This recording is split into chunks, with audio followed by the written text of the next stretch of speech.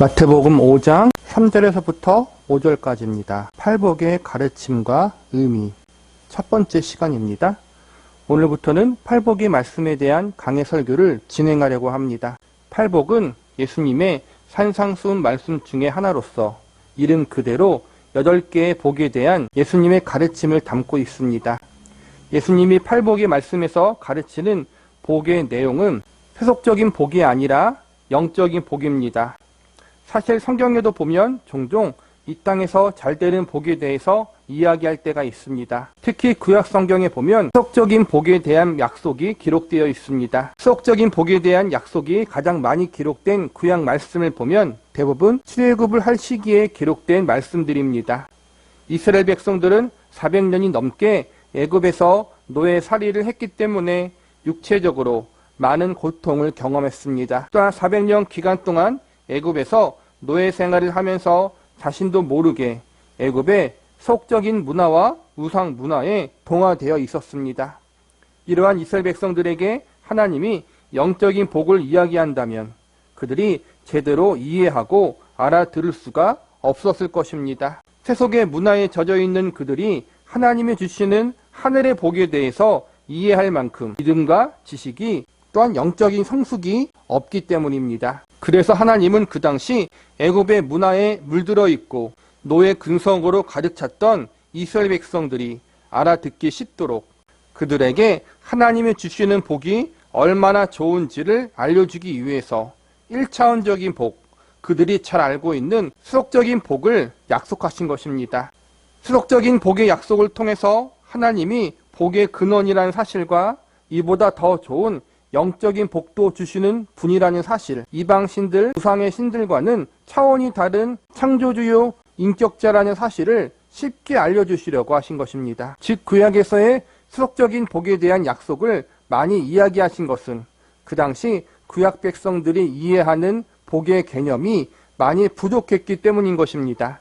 마치 어린아이에게 아빠가 얼마나 좋은 사람인지 다 설명해 줄 수 없기에 어린아이가 알아듣기 좋도록 아주 쉽게 용돈을 주며 설명해 주는 것과 같은 것입니다. 그리고 실제로 출애굽 시대를 지나서 기록된 구약 말씀을 보면 세속적인 복에 대한 약속이 현저하게 줄어들고 영적인 부흥과 회복에 대한 약속의 말씀들이 점차 많이 기록되어 있음을 발견하게 됩니다. 하나님은 세속적인 복도 하나님의 백성들에게 주십니다. 물질과 건강의 복, 그리고 성공과 형통함의 복도 선물로 주십니다. 그러나 이러한 복은 하나님이 주시는 복의 극히 일부분에 지나지 않습니다. 보다 정확히 말하자면 세속적인 복의 약속은 하나님이 주시는 영적인 복에 대한 그림자에 불과합니다. 우리는 오늘 팔복에 대한 말씀을 공부하면서 하나님이 주시는 영적인 복이 무엇이며 그 복이 얼마나 우리에게 좋은 것인지 배워보는 시간을 가져보도록 하겠습니다. 우선 오늘은 팔복 중에서 첫 번째부터 세 번째 복에 대한 말씀을 공부해 보도록 하겠습니다.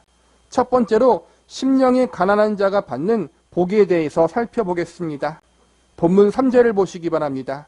심령이 가난한 자는 복이 있나니 천국이 그들의 것이며, 여기서 말하는 심령이 가난한 상태는 마음이 공허하거나 우울한 상태를 의미하는 것이 아닙니다.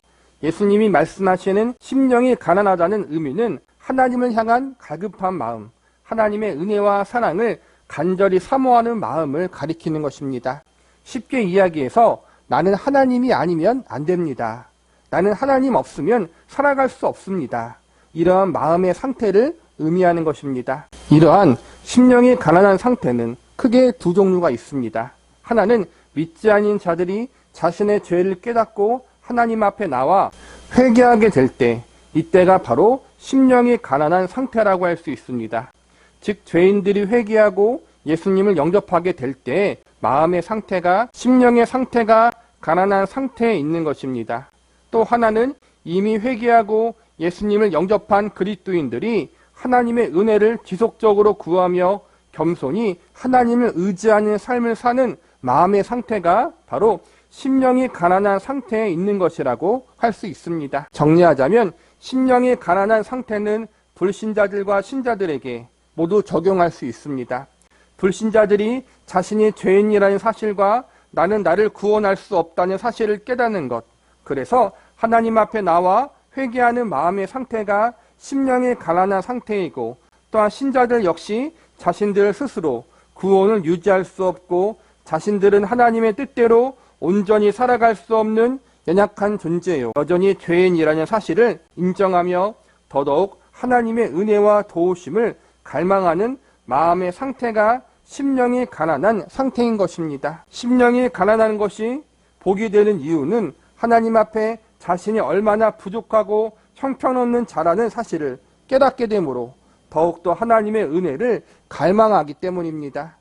자신의 죄인됨을 깨닫고 하나님의 은혜를 갈망하는 자에게 예수님은 천국이 그들의 것이라고 선언하십니다. 하나님 앞에 자신의 부족함과 형편없음을 깨닫지 못한 자는 교만한 자입니다. 성경은 교만한 자는 멸망과 저주를 받게 된다고 가르치고 있습니다. 즉 영원한 멸망과 저주의 길에 벗어나기 때문에, 그리고 한 발 더 나아가 천국을 선물로 받기 때문에 심령이 가난한 자가 복이 있게 되는 것입니다. 성경에서 말하는 천국의 의미는 크게 두 가지입니다.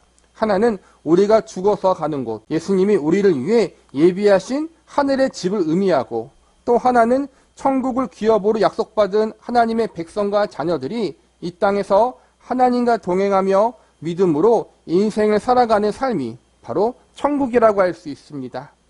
죽어서 가는 하늘의 천국이나 이 땅에서 하나님과 동행하며 살아가는 천국이나 모두 다 하나님의 통치하심과 다스림 속에 있다는 공통점을 가지고 있습니다. 결론적으로 심령이 가난한 자가 복이 있고 천국을 얻는다는 것은 세상에 소망을 품지 않고 자기 자신을 의지하지 않으며 하나님의 은혜를 간절히 바라고 의지하는 자들에게 하나님은 내세와 현세에서 하나님의 통치하심과 다스림 속에 거할 수 있는 영광과 은혜를 선물로 주신다는 것입니다. 즉 내세에는 하나님과 영생 복락을 누리고 현세에서는 하나님과 동행하는 삶을 살게 되는 복을 얻게 된다는 것입니다. 이처럼 심령이 가난한 자는 하나님과 하나님의 은혜를 간절히 소망하고 바라는 자들입니다. 이러한 자들에게 하나님은 천국과 천국의 삶을 선물로 주십니다. 천국에서의 영원한 삶을 보장해 주시고 이 땅에서 하나님과 동행하는 삶, 천국의 삶을 미리 맛볼 수 있도록 은혜를 내려주십니다.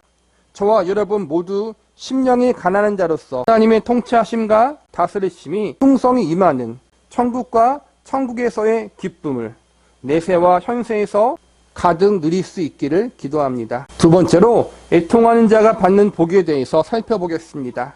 본문 4절을 보시기 바랍니다. 애통하는 자는 복이 있나니 그들이 위로를 받을 것이며, 애통하다는 것은 단순히 슬퍼하고 눈물을 많이 흘리는 것만을 의미하는 것이 아닙니다. 세상에는 참으로 고통스러운 일들이 많기 때문에 하나님과 예수님을 믿지 않아도 사람들이 얼마든지 슬퍼하고 많은 눈물을 흘릴 수 있습니다. 실제로 세상의 많은 사람들이 안타까운 사건, 사고들을 겪으면서 여러 고난들을 겪으며 많은 눈물을 흘리고 있습니다.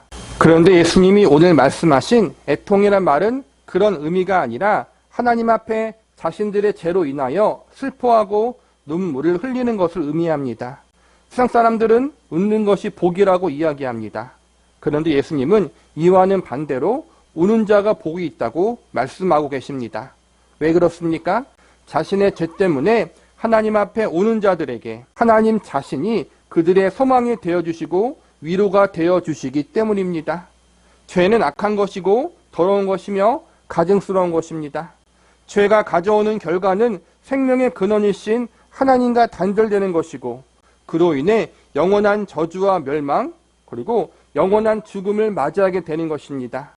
그런데 모든 인간은 죄인이기 때문에 궁극적으로 영원한 죽음의 심판을 받을 운명을 가지고 있습니다. 모든 인간에게 있어서 죄는 자연스러운 것이기 때문에 자신의 죄인된 상태와 죄가 가져오는 파괴적인 결과, 절망스러운 운명에 대해서 제대로 알지 못하고 살아갑니다. 그런데 어느 순간 갑자기 자신들의 상태가 깨달아지게 됩니다. 내가 하나님 앞에 죄인이라는 사실과 하나님의 엄중한 심판 앞에 놓여 있다는 사실이 깨달아지게 됩니다. 죄 앞에 무기력한 자기 자신의 모습이 깨달아지게 되고, 그래서 자신의 이 절망스러운 상태와 운명 때문에 한없이 낙심하게 됩니다.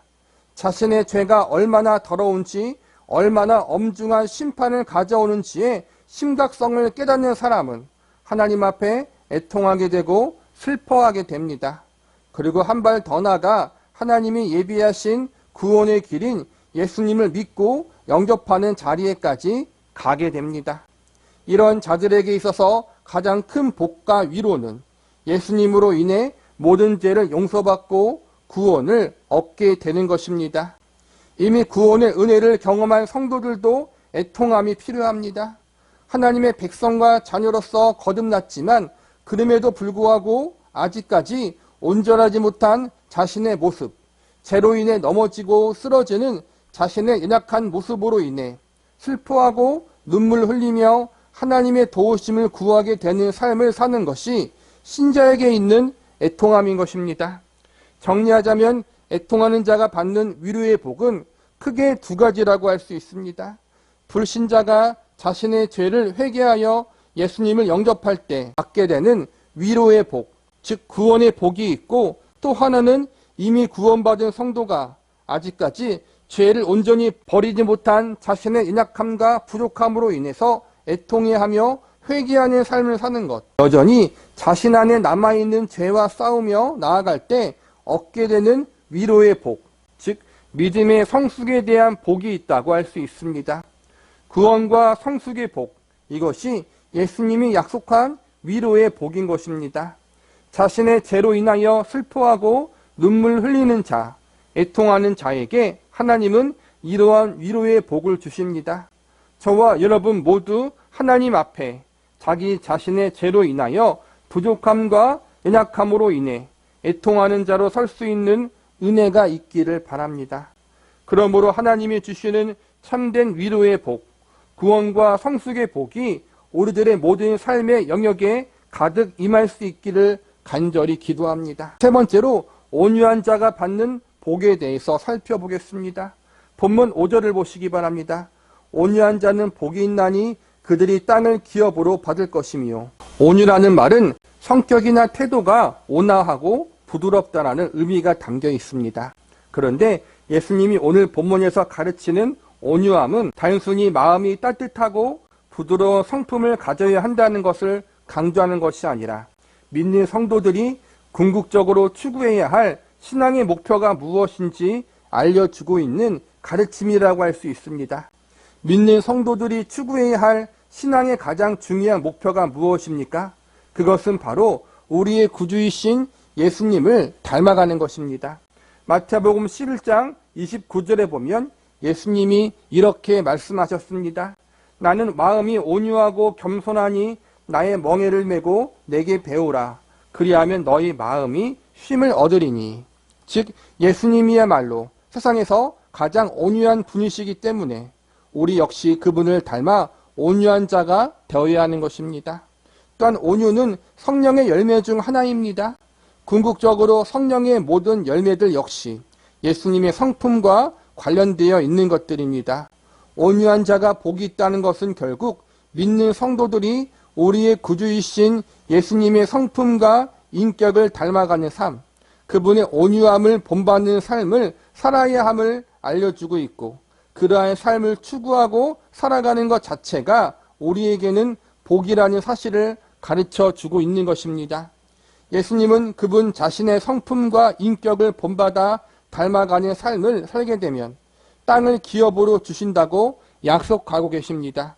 땅을 기업으로 주신다는 약속은 내세와 현세의 삶을 책임져 주신다는 의미를 담고 있습니다. 즉 죽어서나 살아서나 예수님이 친히 우리들의 인생과 운명을 책임지고 붙잡으신다는 것입니다. 예수님이 우리들의 인생과 운명을 책임지고 계시고 붙잡고 있다는 사실이 우리에게 얼마나 큰 위로와 소망이 되는 줄 모릅니다.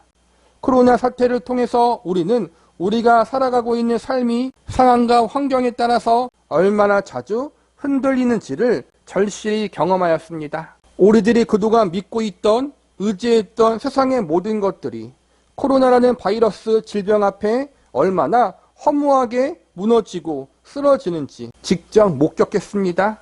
우리는 코로나 바이러스에 대한 감염의 두려움과 또한 이 감염의 대유행이 가져오는 사회적인 혼란과 피해들로 인해서 오랜 시간 큰 고통을 경험해 왔습니다. 어떤 이들은 수유증으로 인해서 건강을 잃어버리기도 하고 어떤 이들은 많은 물질적 손해와 경제적 어려움을 겪기도 했습니다. 사랑하는 이들의 생명까지도 떠나보내는 아픔을 겪기도 했습니다. 셀 수 없이 많은 사람들이 마음의 병을 얻기도 했습니다. 무엇보다 끝을 알 수 없는 이 코로나 사태로 인하여 불확실한 우리 미래에 대한 불안함을 경험하고 있습니다. 이 기간 동안 우리가 살고 있는 이 세상이 결코 안전하지 않으며 언제든지 흔들리고 무너질 수 있다는 사실을 절실히 깨닫게 되었습니다. 코로나 사태뿐만 아니라 우리들의 인생이 언제든지 외부적, 내부적인 사고, 사건으로부터 결코 안전하지 않다는 사실을 배우게 되었습니다.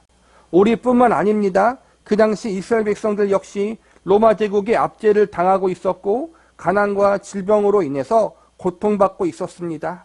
불확실한 미래에 대한 두려움과 불안함이 그들을 괴롭히고 있었습니다. 이러한 상황 속에서 예수님이 말씀하십니다. 온유한 자는 복이 있다. 예수님 자신, 그분의 성품과 인격을 본받고 닮아가는 자들은 복이 있다. 내가 그들의 인생과 운명을 책임져 주겠다. 내가 그들과 영원히 함께하겠다. 그런데 여기서 중요한 것은 과연 누가 예수님 성품과 인격을 닮아가려고 하느냐는 것입니다. 그 당시 많은 사람들은 예수님이 행하시는 기적과 이적, 그리고 그분으로 인해 얻어지는 콩고물에만 관심을 갖고 있었습니다. 대부분 사람들이 예수님을 닮아가려고 하지 않았습니다. 오직 소수의 사람들이 예수님의 온유함을 본받으려고 했습니다. 이 소수의 사람들이 누구냐 하면 바로 예수님을 자신들의 구세주로 영접한 사람들이었습니다. 그러므로 온유한 자가 복이 있고 온유한 자가 땅을 기업으로 주시겠다는 약속은 예수님 믿고 예수님의 온유함을 닮아가려고 힘쓰는 자들의 인생과 운명을 책임져 주신다는 주님의 약속으로 볼 수 있는 것입니다.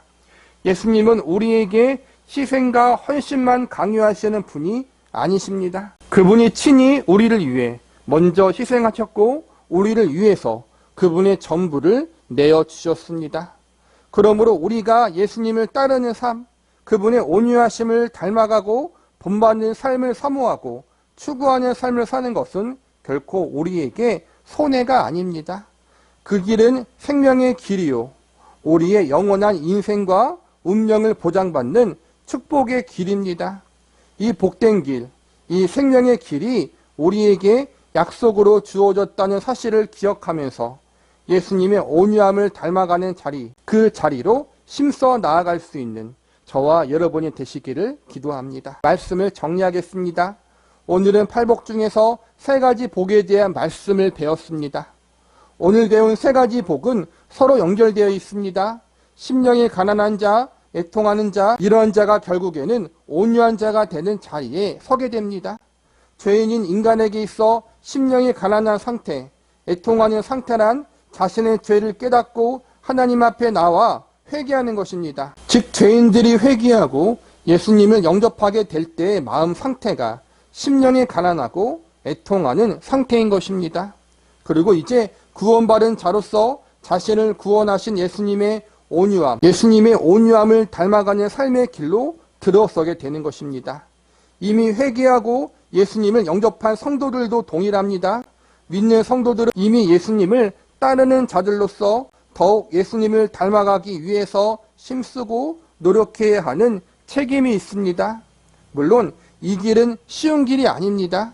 일평생 동안 하나님의 뜻과 말씀에 나를 쳐서 복종시키는 훈련을 해나가야 하는 길입니다.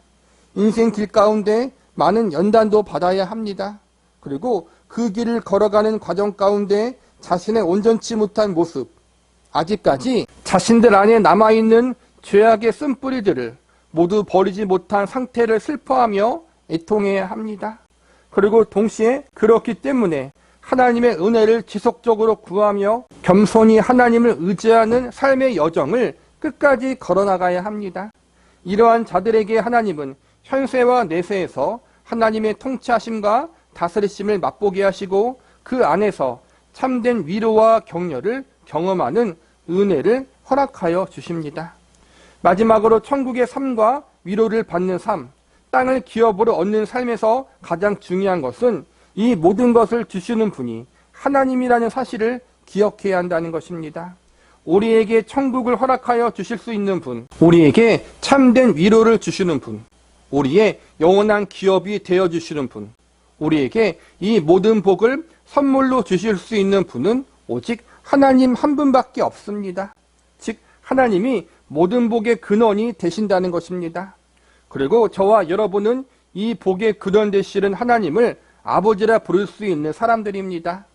심령이 가난한 것이 복이 될 수 있는 이유, 애통하는 것이 복이 될 수 있는 이유, 온유한 것이 복이 될 수 있는 이유 역시 하나님이 우리의 아버지요, 우리가 그분의 백성과 자녀이기 때문입니다. 심령이 가난하고 애통하고 온유한 것이 복의 원인이요, 근본은 절대 아닙니다. 이 모든 것은 복의 근원이신 하나님을 자신들의 유일한 소망으로 삼고 있기 때문에 자연스럽게 따라오는 것입니다. 우리에게 있어서 가장 큰 복은 다른 것이 아니라 하나님이 우리의 아버지가 되어주시고 예수님이 우리의 구세주가 되어주시는 것 자체가 가장 큰 복입니다. 저와 여러분이 예수님으로 말미암아 하나님의 백성과 자녀로 살아갈 수 있는 것 자체가 가장 큰 복이라는 것입니다. 이러한 사실을 오늘 말씀을 통해서 배움으로 이제는 세상의 다른 복을 사모하고 갈망하는 것이 아니라 복의 근원이신 하나님을 가장 사모하고 갈망하시기 바랍니다.